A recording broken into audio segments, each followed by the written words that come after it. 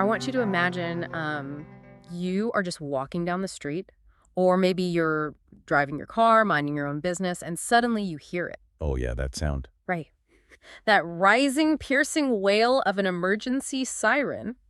And to you, and honestly to like almost anyone, that sound means exactly one thing: get out of the way. Definitely. It's just a universal signal for, danger, urgency, clearing a path. Exactly. But what if I told you that the specific sound you were hearing, like that exact pitch, that specific rhythm, isn't just some random noise an engineer picked out of a hat? Right, because it really isn't. No, it's not. What if that sound is actually a highly complex, highly engineered cultural fingerprint? It's honestly a completely invisible layer of our cities. I mean, Yeah. we think of a siren as a purely utilitarian tool, right? Like Yeah. a basic alarm just to move traffic. Yeah, it's just a really loud horn.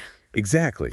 But when you examine the acoustic physics behind them, you realize they're actually mirroring the way we live, the way we commute, and even the specific molecular makeup of the buildings we construct. Which brings us perfectly to the source material for today's deep dive. We are looking at this incredibly fascinating column published in April 2026 by MMR. A really great read. Oh, absolutely. The piece is titled, "Why Do Sirens Differ by Country? The Design Philosophy of Warning Sounds Created by Sound Environments and Social Structures." So our mission today is to help you decode the secret auditory language of your city. Which is everywhere once you know how to listen for it. Right. We are going to explore how urban density, history, the architecture around you, and yes, even the music playing on your car stereo literally dictate the pitch, the rhythm, and the volume of the emergency sirens you hear every single day. Okay, let's unpack this. To really understand the engineering at play here, we have to start by, well, completely discarding how we traditionally define a quote-unquote good siren. Which usually just means making it loud, right? Yeah, usually when people think of emergency warnings, they just think of one blunt metric: loudness, just raw decibels. Standard outdoor emergency sirens typically operate somewhere between 100 to 120 decibels. Which, to be fair, is undeniably loud. I mean, that hurts your ears. It does, yeah. But if raw volume was the only metric that mattered, engineers would just, strap a jet engine to the roof of a fire truck and call it a day. Precisely. Because raw volume is entirely insufficient in the modern world. Mm. I mean, a siren's true job isn't simply to be loud in some wide open space. Right. Its actual job is to pierce a very specific, highly insulated environmental bubble that you, the listener, are currently sitting inside. Oh, a bubble. Yeah, and that bubble is thicker and more technologically advanced today than at any point in human history. Well, let's break down the anatomy of that bubble, because it's not just, one single thing blocking the sound. Oh, no, it is a layered defense. First, you have modern car soundproofing, and we aren't just talking about rolling up your windows anymore. Right. Cars are like vaults now. They really are.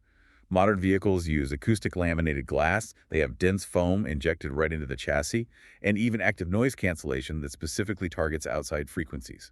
Wait, active noise cancellation, like expensive headphones. Exactly like that. Yeah. And then inside that sealed environment, you have the listener's own car audio system pumping out music. Oh, right. And if you move out of the car and into the home, you have heavy residential insulation.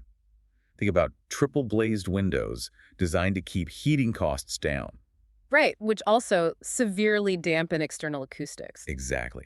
Then you add in the baseline urban noise level of tires, construction, HVAC systems on roofs, all of which creates this thick, constant wall of background hum. It's like a blanket of noise. Yeah, and finally you have the physical environment itself, the complex geometry of buildings and roads reflecting, absorbing, or refracting sound waves. It sounds like trying to get someone's attention by yelling. If we're in a quiet library, a sharp whisper works perfectly. But if we're like front row at a heavy metal concert, I could scream at 120 decibels and you wouldn't even blink. That is the perfect analogy. So how do engineers actually design a sound to break through that modern bubble? Well, the catch is they can't do it universally. Answering that question depends entirely on where that bubble is located. Ah, I see. You cannot design one tool for a highly localized problem.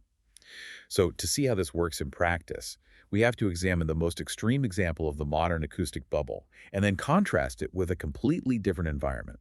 And the ultimate bubble being, of course, the American highway. Oh, absolutely. Because the U.S. soundscape is totally defined by massive geographical sprawl. People have these intense commutes, often an hour or more at high speeds. Right, and they spend that entire time inside those heavily soundproof cars we just talked about. In the United States, The car is not just a mode of transportation. It essentially serves as a private, high-fidelity music room. That is so true. The car audio culture in the US is incredibly dominant. It is. Drivers are routinely blasting hip-hop, rock, electronic dance music genres that feature heavily emphasized thumping bass and really piercing high treble. Which means the American Siren isn't just fighting wind resistance and engine noise, it is literally going into a sonic battle against an enclosed subwoofer. It is entirely an acoustic competition. If a U.S. ambulance simply used a flat, loud, continuous tone, it would instantly be masked by the rhythm and frequency of the driver's music. Just totally swallowed up. Yeah, or it would be entirely deflected by that acoustic glass.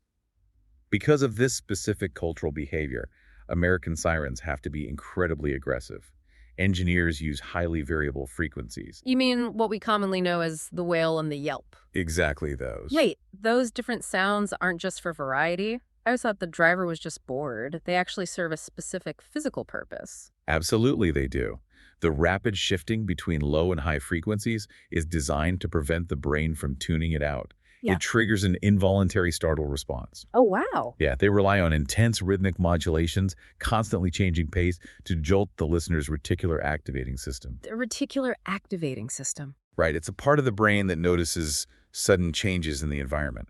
And furthermore, modern American light bars use directional speaker design to physically focus that acoustic energy forward. So it's cutting through the acoustic glass like a laser rather than a floodlight. Exactly.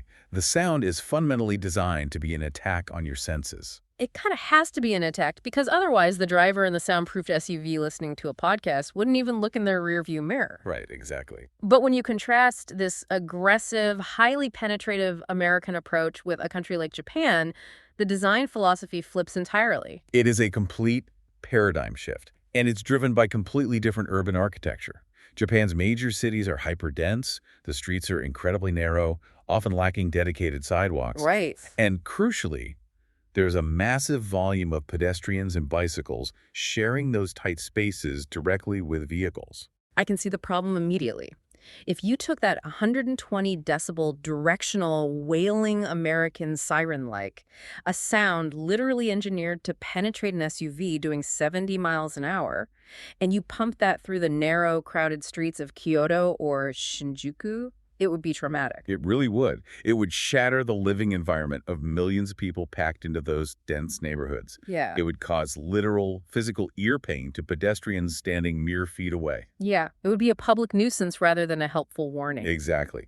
Therefore, Japanese acoustic engineers prioritize completely different goals: short distance recognition and extreme courtesy. Courtesy, that's so different. Right. They don't need the sound to travel 3 miles down an open interstate. They just need to gently but firmly clear the intersection directly in front of the bumper. And the approach to volume and rhythm there is fascinating. They use moderate volumes and highly predictable, almost soothing patterns. Yes, and they enforce strict nighttime volume controls.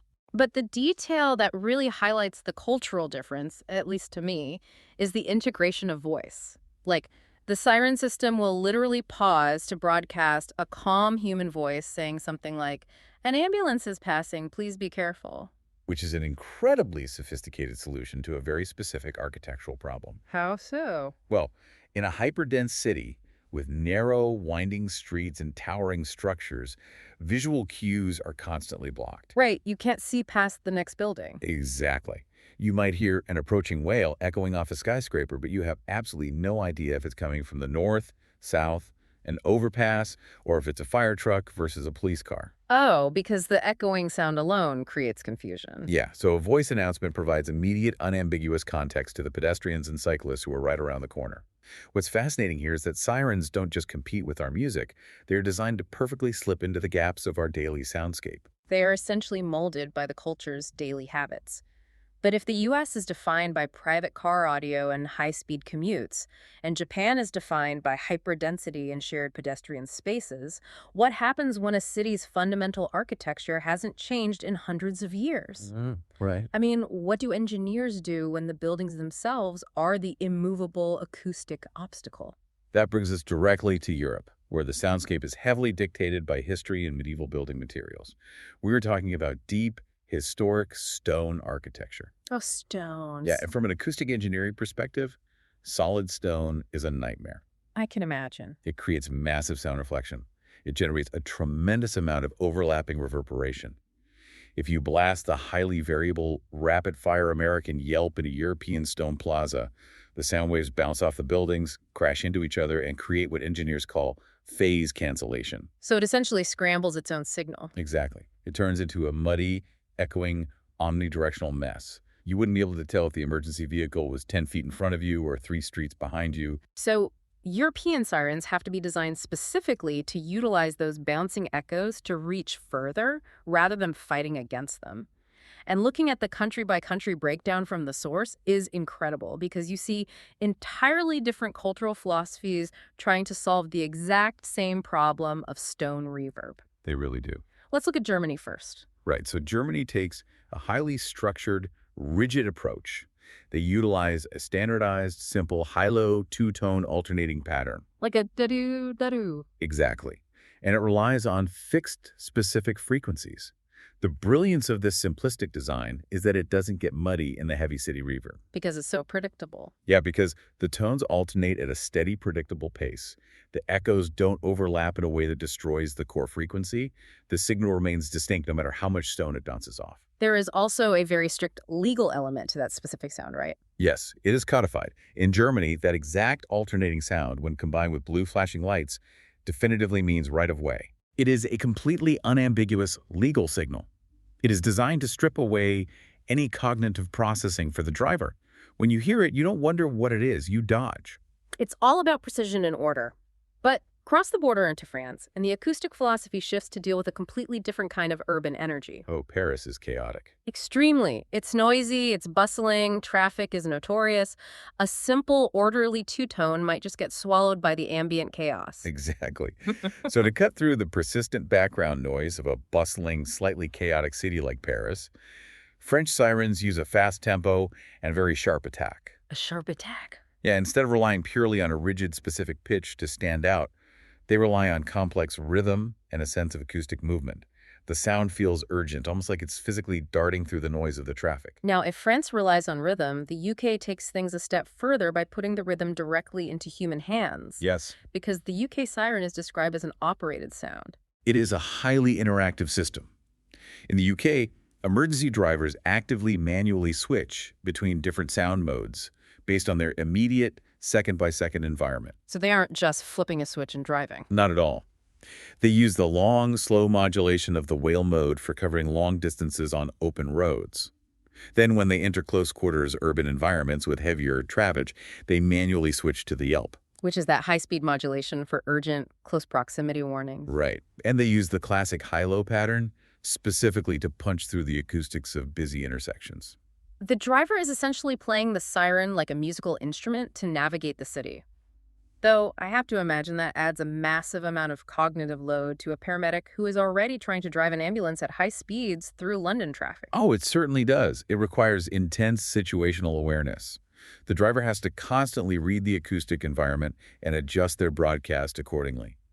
It places the burden of clarity entirely on human judgment rather than automated design. Now, compare that human control to Italy, where the environment is so specific that it basically strips control away from the engineer entirely. This is one of my favorite details. It is incredible because it's purely about the raw physics of the architecture.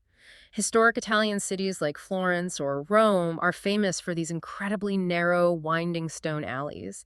And it turns out those specific dimensions actively destroy certain types of sound.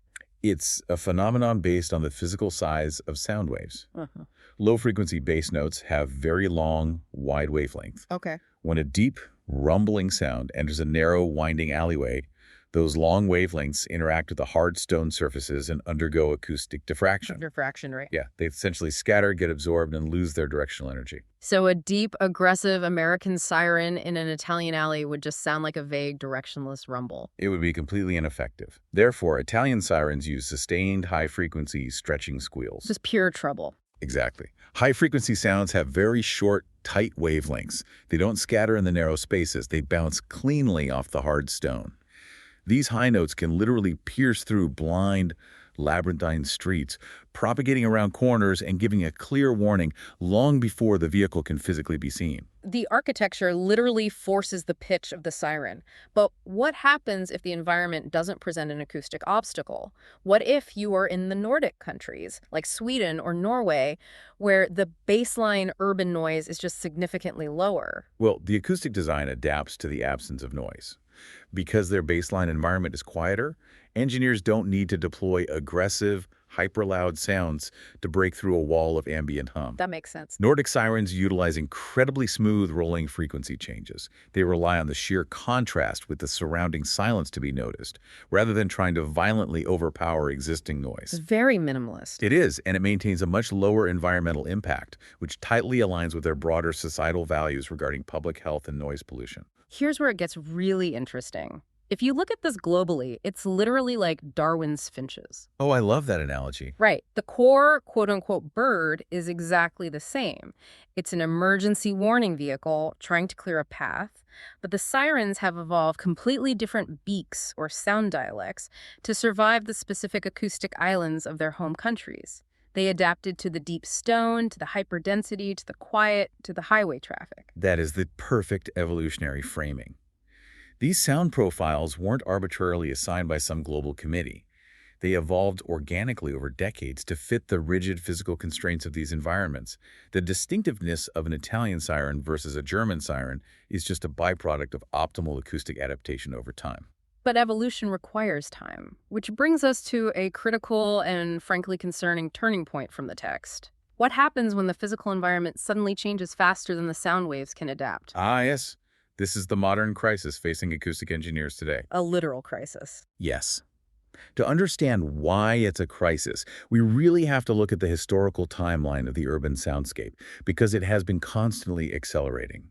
Back in 1900, emergency warnings were just manual bells and simple mechanical horns. Sure, because the cities were relatively quiet and vehicles were just moving at the pace of horses or early engines. Exactly. But by the 1930s, cities were getting taller, vehicles were getting faster, and electric motorized sirens became widespread to cover larger areas. Right. Then you hit the 1950s, the post-war era, and the massive boom in private car ownership changes the geometry of the streets completely. Suddenly you have heavy traffic. Yes. And by the 1970s, general urban ambient noise construction, industry, millions of internal combustion engines, all of that had increased so dramatically that sirens had to adapt again, moving from mechanical rotors to powerful electronic amplifiers. And that leads right into the 1990s and 2000s with the massive car audio and subwoofer boom we talked about earlier. Every single decade, the siren had to get a little louder, a little smarter, and a little sharper just to maintain the exact same level of effectiveness. But now, we are in the 2020s, and the evolutionary arms race is hitting a brick wall. How so? The rapid rise of electric vehicles, combined with those incredibly advanced acoustic insulation technologies we discussed earlier, is creating what engineers call quiet cities. Quiet cities? Yeah. The vehicles on the road are so heavily insulated and their electric motors are so quiet, the drivers are essentially sitting in soundproof vaults. We are quite literally reaching the absolute physical limit of what mere sound traveling through the open air can accomplish. Wait, I have to challenge that premise, though. If cars are so soundproof now that we can't hear the current generation of sirens, why is that the limit? Why don't we just build a bigger amplifier? Do we just keep making them louder, push them to 130 or 140 decibels until we can literally vibrate the steering wheel? Where does the escalation end? This raises an important question, and it is the exact dilemma keeping urban planners awake at night. The answer is that we absolutely cannot make them any louder. No, because sound pressure at 130 or 140 decibels doesn't just get people's attention. It causes permanent, irreversible sensorineural hearing damage to the pedestrians who happen to be walking on the sidewalk when the fire truck passes. You cannot deafen the public to warn a driver in a soundproof EV. Okay, wow. So if you can't go over the wall and you can't break through the wall, what do? You bypass the air entirely. The future of the emergency warning, projecting into the 2030s, is multi-sensory digital information transmission. Multisensory. Yes, we're moving toward what is called V2X, or vehicle-to-everything communication. Meaning it's not just about our ears anymore? Correct. The warning of the future won't be an acoustic wave echoing down a stone alley or bouncing off a highway divider. It will be a digital signal beamed directly from the ambulance into the specific localized environment of the vehicles around it. Oh, that is wild. Right. Imagine an encrypted alert sent directly to your car's internal operating system. Because it's linked to GPS, your car knows exactly where the ambulance is, its speed, and its trajectory. I want you, the listener, to vividly picture this scenario. Imagine driving your EV a few years from now. You are perfectly insulated from the outside world. It's totally quiet in the cabin. Sounds peaceful. Right. And suddenly, your car's stereo automatically pauses this deep dive. A visual top-down map pops up on your dashboard screen showing a red arrow. Your driver's seat gives a gentle haptic pulse against your back, and a calm, localized voice inside your own car announces that a fire truck is approaching an intersection 2 blocks ahead. It completely shatters the old paradigm. The Siren evolves from a blunt, incredibly loud public acoustic tool into a highly targeted, personalized information system. It bridges the communication gap that physical sound waves can no longer cross, completely without deafening the pedestrians on the street. So what does this all mean? As we've seen today, sirens are not just random blurs of noise designed to annoy us or hurt our ears. They are a direct, brilliant reflection of how a society lives, how it builds its cities, how it moves, and how it listens. They are literally acoustic infrastructure, precisely tailored to battle the heavy bass on American highways, to respect the extreme density of Japanese neighborhoods, and to navigate the physics of historic stone alleys in Italy. And if we connect this to the bigger picture, it becomes remarkably clear that these differences in sirens aren't just about localized variations in sound engineering.